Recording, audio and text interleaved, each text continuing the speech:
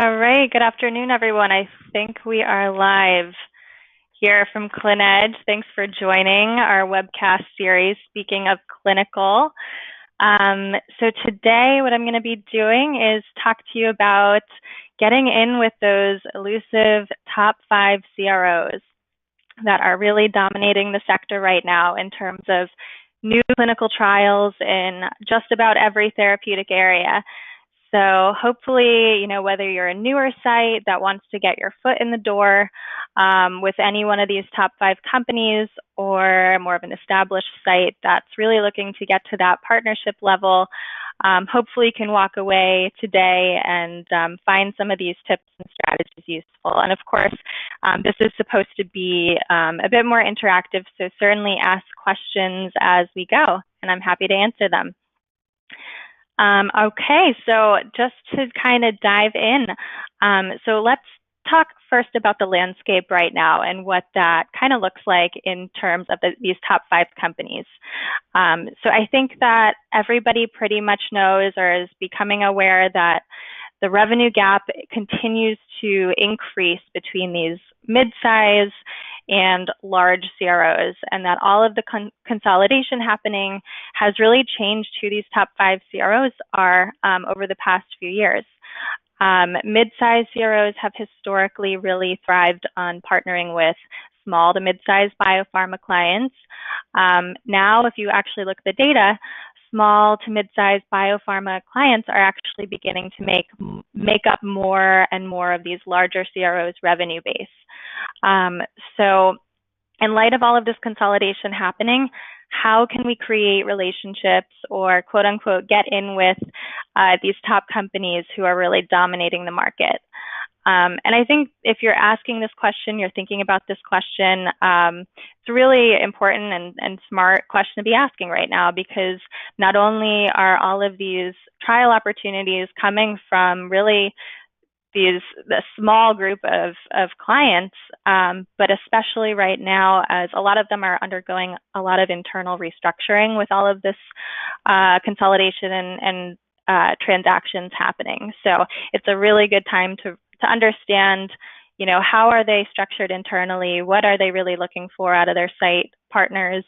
And how can you, as a site, really take that first step in not getting to partnership level overnight, but really just getting work from a lot of these clients. So I'm going to highlight some ways we can get in with these companies based on what I've seen in working with a lot of them, and also in working with a lot of sites, and of course in working as part of a site network. So before delving into it, who are these top 5 CROs to keep in mind as we're having this conversation?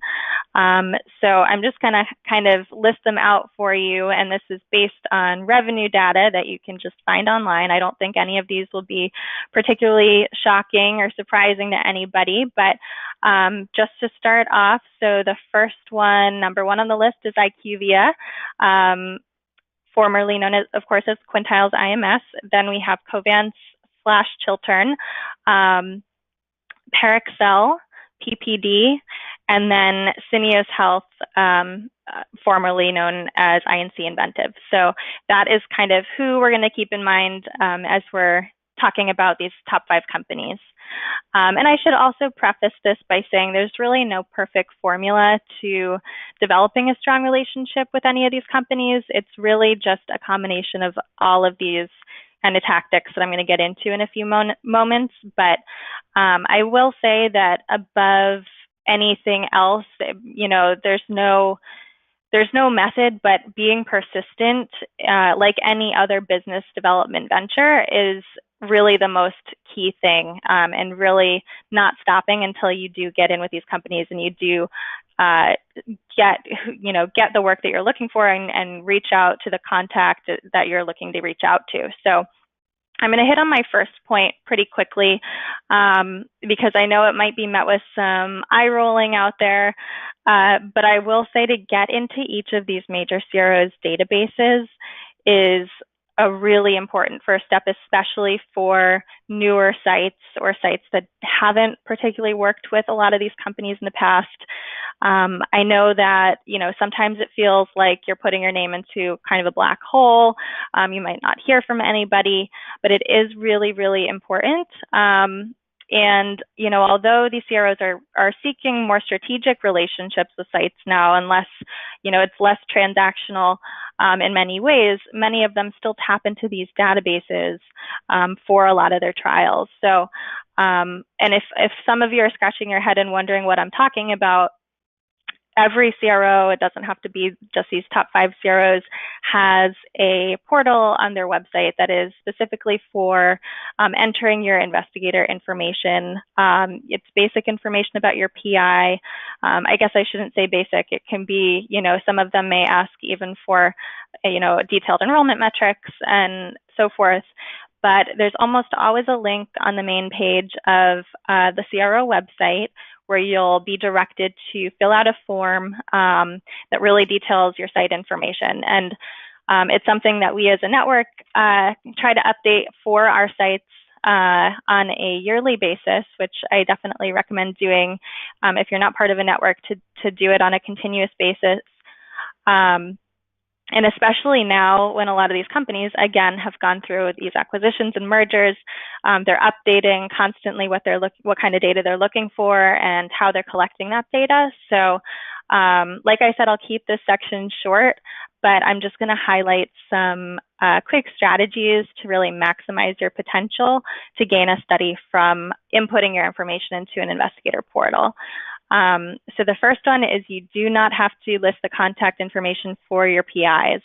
I would list your own contact information, list your key coordinator's contact information, whoever is really going to respond to a potential study email in a timely manner. I would list that person.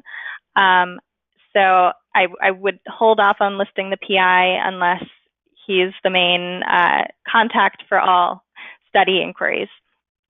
Also, it's important to note that these investigator portals are typically set up per PI. So if your site runs studies in a wide array of therapeutic areas and indications, you should list every single one of them, but keep in mind you might have to input another entry per PI, which can be time consuming, but if you're doing it on a yearly basis and you even get one study out of doing this, I think it's more than worth it. So on a similar note, in providing details, I would be really thorough about anything they're really asking. So if they're asking for enrollment metrics, CROs are becoming more and more data driven. So make sure that you're inputting data that best reflects your site. And I think I'll leave it at that. I'll leave it at those tips for the investigator portal because I know that's just a very small piece of really creating a meaningful relationship with these companies. So quick poll, and you can type in the question box, actually. I just want to ask, has anybody out there had any luck in actually securing studies or even a longer lasting relationship by utilizing the investigator portal? Let's see.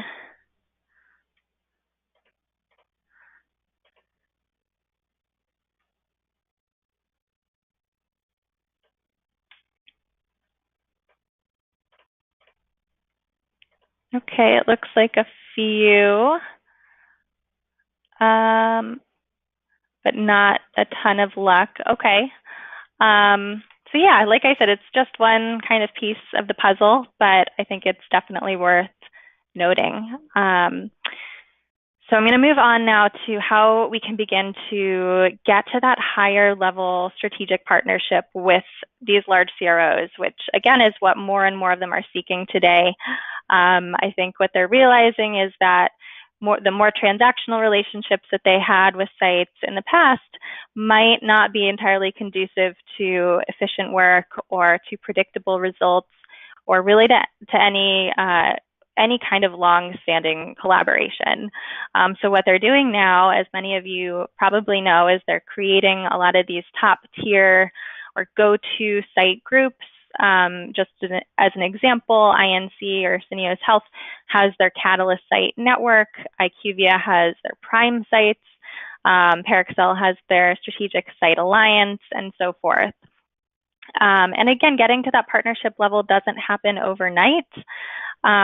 Just like any relationship that's built on trust. But there are steps that you can take on a consistent basis to get to that level eventually, or at the very least have some kind of fruitful relationship with these companies. So that first step is understanding, okay, what does it really mean to be a go-to site for IQVIA or for Parexel?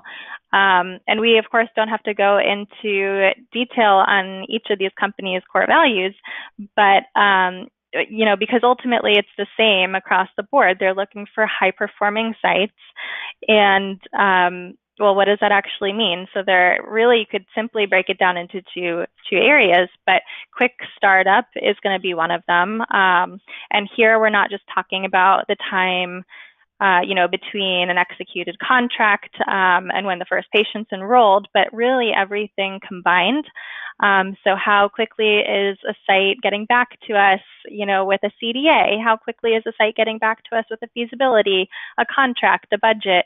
What does the time frame look like between the SIV and when they're enrolling their first patient? So they're really looking for quick moving sites. But I think the underlying theme there is just strong communication. You can't go wrong with strong communication, especially when a lot of these CROs are under very tight timelines based on their sponsor clients. So I think expedited startup is huge in what a lot of these companies are looking for and how they're qualifying these top tier sites. And then, of course, recruitment. They're not just looking for efficiency in recruiting subjects on time, which of course they are, but also providing clean data to go along with that. So really, simply put, expedited startup and expedited enrollment, all while maintaining quality data. And 48% of sites I read the other day don't meet enrollment targets. So there's really no wonder why CROs are looking for alternative ways to partner with sites. So with that said, how do you get to become this prime site or preferred site? How do you get to be a part of, what sounds like a very exclusive group? And it is in a lot of ways, because I know that based on how some of these companies are structured, it is more of a, exclusive invite-only partnership. But that doesn't mean that it's entirely impossible to get there. I think your best bet is to first start by securing a single study with any one of these companies, especially if you haven't worked with them before. And this would just be following your typical business development process, and really focus on how you can be the best site in that study.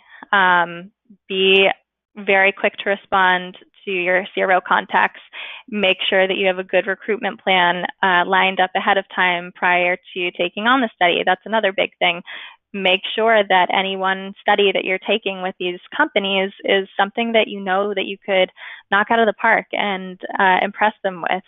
I say start at the recruitment level, and then the business will follow. Because ultimately it is still based on reputation and relationships. That's not going to change. They're obviously looking at the data, and they're looking at everything as a whole. So I think you just need to start building your relationship with that CRO by taking on one study. So how can you do this? And I know some of you out there are probably like, well, I can't even secure one study with these companies because they're huge companies, and it's hard to even know where to start. I think in terms of the typical business development process, you don't want to reach out to these high-level contacts right away. You're not going to start reaching out to these sites, relationship managers, or anybody with that kind of title. You're going to approach it, in a typical business development way. So with IQVIA, for instance, their site ID specialists or feasibility specialists, those people are always going to be looking for sites for upcoming or ongoing study. These are huge companies. Obviously, they have hundreds of enrolling studies at a given time. So I think a really good strategy is to utilize LinkedIn. And if you know that IQVIA has site ID specialists as kind of one of the go-to titles, that you know that they're going to have studies, somebody out there is going to have a study, I would just, type in the search bar in LinkedIn, site ID specialist, IQVIA. You'll get a current list of contacts who are at the company, and you can easily just send an outreach to, I guarantee if you send an outreach to 10 to 20 site ID specialists at IQVIA, you'll get at least one response. Somebody will be working on an ongoing study at the very least. And it's all about getting that one study, getting your foot in the door. So, and if you're doing this already and you're not seeing return, you might want to also kind of reassess how you're promoting your site on the feasibility. And this can be challenging too, because typically these CROs that we're talking about, they do want historical recruitment performance data to be showcased on the feasibility. And if you're a new site or if you're newer to an indication, but you think that you could enroll well, that's okay.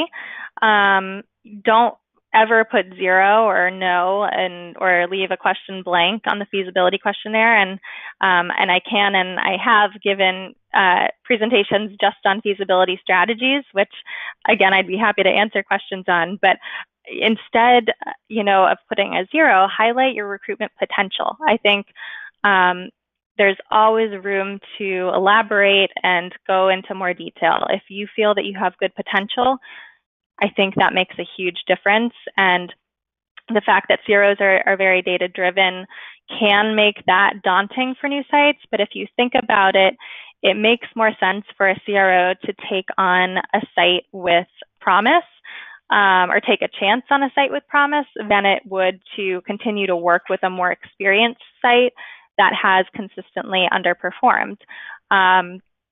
So the data that they're looking at can work with new sites too, because now CROs have the ability to kind of displace poor performing sites based on all of this data that they're collecting and seeing. So if you're a new site or you're new to an indication, don't worry. I think there's plenty of room for new sites to work with these companies. And really, it just comes down to how you're promoting yourself and how many people you're doing outreach to on a daily basis. And I think ultimately you'll get there if you just, again, stay persistent. But with that said, I would make sure it's the right study. You don't want to take on a study with any one of these CROs unless you know you can enroll well. You really ultimately want to be creating a nice little, defense or package of studies that you've done with any one of these top 5 companies. If you do eventually want to get to that prime site level or partnership level where you can feel good about saying, I deserve to be up there because of XYZ. We've done X number of studies with IQVIA, and we've met enrollment on all of them. And, that's at that point, you might want to consider doing outreach to, more of a strategic partner contact, or, somebody with that higher level title that might have insight on how to get in the door that way. One last thing I would say here, and it probably sounds a little bit old school, but I would stay in touch with your monitor always. I would make checking in with them a regular part of your site's business development process. You never know what they might hear about new studies coming up. If you have a good relationship with somebody, they might be able to get you involved, or they might even know if you're ready to get to that partnership level, they might know who the best contact there is. And I think that CROs are really taking their monitor feedback more and more seriously these days too, just because the job has become so much more conceptually and technically complex based on the protocols also becoming more complex. So the monitors should really know the ins and outs of your sites, of your site capabilities at the end of a trial, and I think you can really leverage that to your advantage. Okay. Somebody did mention in the question box being a part of a site network and how site networks have relationships with these companies, and how the process might differ from being an individual site. It's really no different.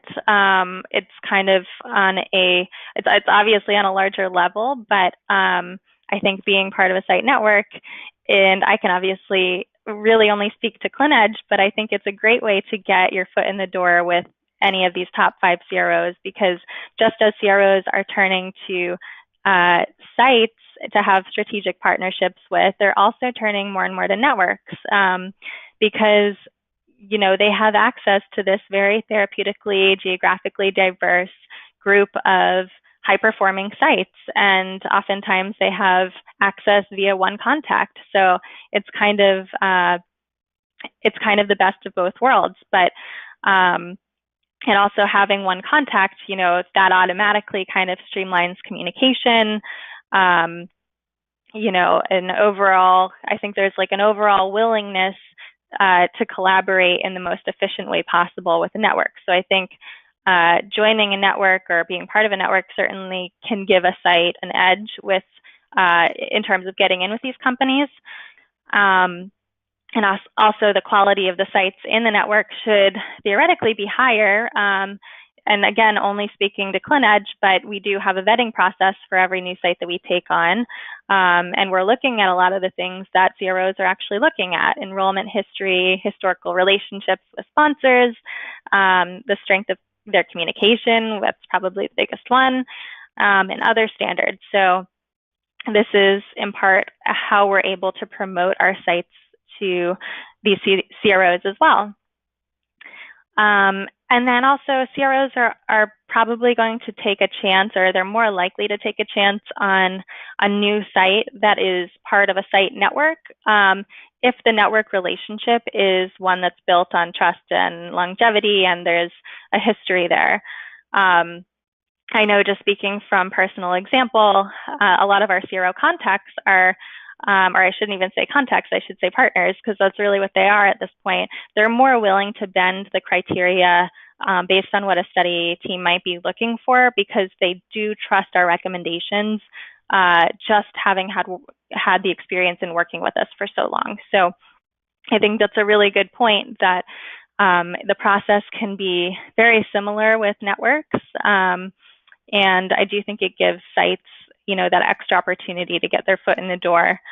But I think the bottom line is, as an individual site, if you're watching this as an individual site, ultimately, I think you just need to do as many trials as you can with these CROs and do them well, and you'll, eventually get on their radar for future business. One more thing that I didn't mention is engaging early on with these CROs. I know that sometimes it can be frustrating to provide, pre-award information and a lot of input early on when they're in the RFP stage and bidding on trials, because it is a time commitment. But I think if you can engage early on and help provide that protocol feedback, and stay engaged and follow up as though it were, an awarded opportunity, your chances of being involved in that protocol are so much greater. So I really would not shy away from getting involved as early as possible. All right, so ultimately, just to kind of summarize everything, and again, a question just came in. How do you become part of a site network? Heather asked that. So there's a couple different ways with ClinEdge. You can literally just reach out to me and I can give you more information. I'd be happy to talk to you about, what it entails and, what the structure is like. And I'll give my contact information at the end, but that's a good question. It's definitely a great way to get in with these companies. So. But yeah, what I was going to do also before I summarize, one more thing that I wanted to mention is FaceTime with these contacts, especially if you're looking to that partnership level, to get to that partnership level. FaceTime with these higher level contacts, and I'm talking about your partnership, site partnership managers, relationship managers. Conferences are very, very good opportunities to get FaceTime in. Obviously, doing consistent outreach and emails work well too. It just, again, all comes down to that persistence and how much you're willing to put into developing that relationship, how much time you're willing to put in. So that was just my last quick point. But overall, just summarize everything I've talked about. One, get in the investigator databases, just as a kind of baseline. Two, understand what each of these companies values as in a partner site. And I think that they value pretty much all of the same things that we talked about regarding enrollment, startup, data quality, communication, and so forth.